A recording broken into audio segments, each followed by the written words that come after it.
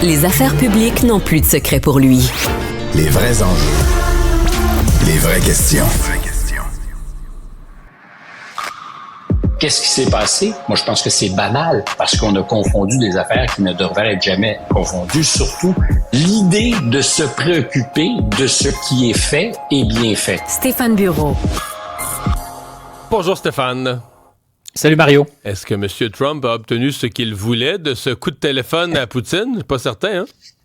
J'en suis absolument pas certain, d'autant que hier soir, quand on l'a entendu en direct pour la première fois, en fait pas vraiment en direct, mais qu'on l'a entendu de sa bouche à 19h, heure de l'Est, quand il a été entendu à la Fox, première entrevue donc depuis son appel. Il a parlé de beaucoup de choses, il a parlé de son appel téléphonique, de beaucoup de choses aussi, comme s'il fallait relativiser ce qui s'était passé dans les heures précédentes. Il faut voir que ça avait commencé un peu mal, avec un retard. Vladimir Poutine qui s'est fait attendre comme il a l'habitude de le faire. Mais il a vraiment fait attendre le président Trump? Vraiment fait attendre le président Trump.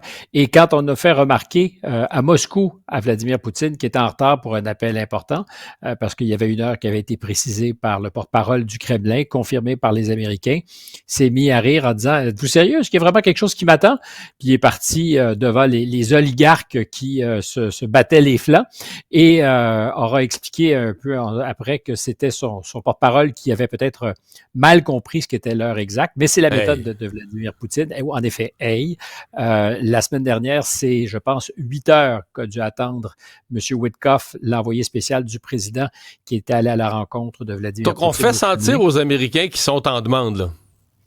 Alors que si tu me posais la question, puis je vais y répondre même si tu ne la poses pas, je pense que Vladimir Poutine a beaucoup plus à perdre d'un échec de ces négociations de paix que Donald Trump. Pour Donald Trump, ça serait sur son orgueil probablement grave.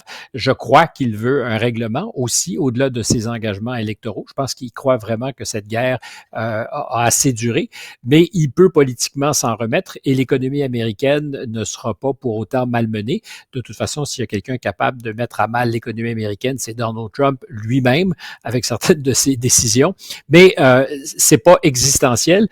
Ce n'est peut-être pas tout à fait pour Vladimir Poutine, mais il y a vraiment beaucoup plus à perdre. Et je ne suis pas dans le camp de ceux qui disent que les pressions économiques conjuguées de tous les pays occidentaux depuis 3 ans vont faire tomber le régime.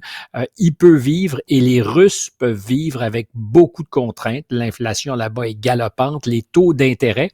Et ça affecte les entreprises, sont au nord de 20%, et c'est aussi la capacité de s'approvisionner de toutes sortes de choses avec les embargos imposés par plusieurs grandes économies du monde, qui rend les choses très difficiles. Mais dans les circonstances, M. Poutine, qui peut-être est plus vulnérable, a fait un gros effort pour montrer que ça ne le démangeait pas d'être au téléphone avec Donald Trump. Appel important. 2 heures, je pense que, ou même peut-être davantage. C'est important, je crois, dans les circonstances de ne pas faire trop vite parce que ça aurait eu donné peut-être le sentiment que tout était réglé d'avance. Je ne peux pas imaginer qu'une bonne partie de ce qui s'est discuté n'avait pas été abordé, sinon même paramétré la semaine passée. Parce que le pire des scénarios, c'était, au sortir de l'exercice pour Donald Trump, dire on ne s'est pas entendu. Or, on s'est entendu sur une petite affaire, là. Un cessez-le-feu. On ne frappera plus tel type d'infrastructure. Je minimise pas l'importance des infrastructures énergétiques, mais tu sais, dans une guerre, tu te dis, OK, il y a un type d'infrastructure qu'on ne frappera plus pendant 30 jours. On s'entend que c'est un cessez-le-feu plus que partiel, là. Plus que partiel, d'autant que M. Poutine a répondu quelques minutes, heures après sa conversation avec Donald Trump par la bouche de ses canons, sinon par la bouche de ses drones, une autre drone, grosse attaque contre l'Ukraine. Ce qu'on semble avoir convenu, c'est à la marge des affaires qui n'étaient pas au menu, pensait-on. Par exemple, une accélération de la normalisation des relations entre les Russes et les Américains à travers le hockey. C'est la diplomatie du hockey qu'on avait connue en d'autres temps, à l'époque de l'URSS, qui est revenu. Et des matchs. Exactement, on est revenu mais à ça en disant, là, c'est avantage Poutine seulement parce que dire, la Ligue nationale de hockey ne manque pas de matériel pour créer de l'intérêt. C'est les Russes qui normalisent leurs relations avec le reste du monde dans des événements comme ça? Exactement. Et c'est une des choses concrètes qui ont été annoncées avec des échanges de prisonniers aussi. Encore faudra-t-il que les Ukrainiens confirment qu'ils sont prêts à échanger les prisonniers. Mais tu le disais, la valeur de ce qui a été obtenu en termes de cessez-le-feu, c'est peu de choses. Les infrastructures énergétiques, qui étaient beaucoup visées par les Russes, mais les Ukrainiens aussi tapent fort chez les Russes, leurs installations pétrolifères en particulier, en disant il y aura d'autres étapes, par exemple un cessez-le-feu en mer. Ça compte, particulièrement parce que les Russes sont assez exposés en Crimée et à terme peut-être dans les airs, mais la question que pose toujours Vladimir Poutine, c'est comment va-t-on faire en sorte que sur toute la ligne de front, on pourra s'assurer que c'est respecté de part et d'autre et qui seront les arbitres de ce cessez-le-feu. Le travail sérieux donc commence, le dur, c'est beaucoup plus compliqué que M. Trump ne l'avait envisagé ou en fait ne l'avait publiquement concédé. Dimanche, des délégations à Jeddah, encore une fois, en Arabie Saoudite vont se rencontrer, Russes et Américaines, pour entrer dans le détail, mais on est encore loin du compte. Ce qui est très clair, c'est que pour les deux hommes, parce qu'on en a peu parlé, on a beaucoup parlé de l'Ukraine, c'est la normalisation des rapports entre Washington et Moscou qui les intéresse, de faire en sorte que les ambassades soient remplies de diplomates, parce que suite aux événements de 2022, il y avait eu des expulsions, trouver des moyens de rétablir le commerce, avec la possibilité pour Donald Trump de lever certaines des mesures de rétorsion commerciale qui avaient été déployées contre la Russie. J'en suis convaincu, Vladimir Poutine ne sera pas en retard au rendez-vous quand viendra le temps de donner le feu vert à quelque chose qui leur permettrait de respirer mieux économiquement, mais c'est évidemment pas encore sur la table.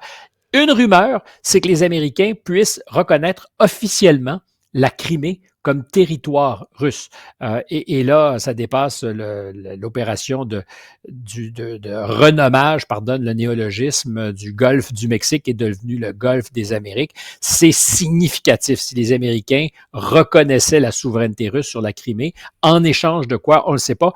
Donald Trump, par ailleurs, a dit « Nous n'avons pas parlé du découpage de la carte hier, ni de conditions russes pour aller vers le cessez-le-feu. » On laisse entendre on est loin, ouais. On est loin d'une vraie fin de la guerre. M. Trump t'a parlé de cette entrevue là, qu'il a donnée hier à Fox où il a relaté son appel.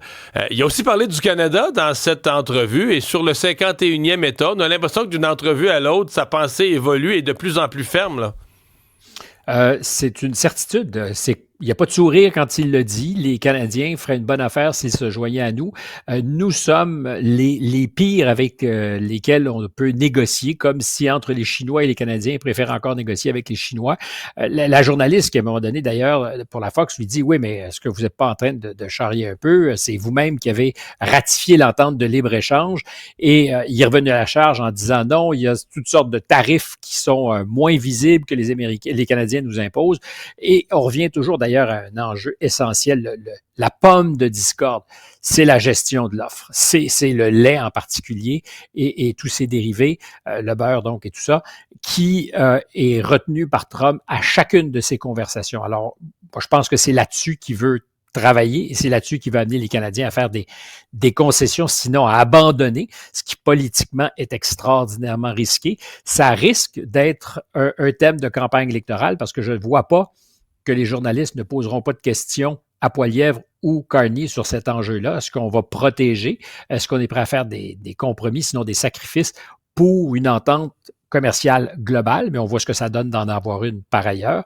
Et il a fait des causes pour Carney. Il a clairement dit qu'il préférait négocier avec un libéral, avec Carney sans le nommer, qu'avec Poilievre, qu'il semble... Il a traité de stupide. La détestation. Oui, exactement, en disant il m'aime pas, il l'a dit, j'aime pas ça, et pas envie de composer avec lui.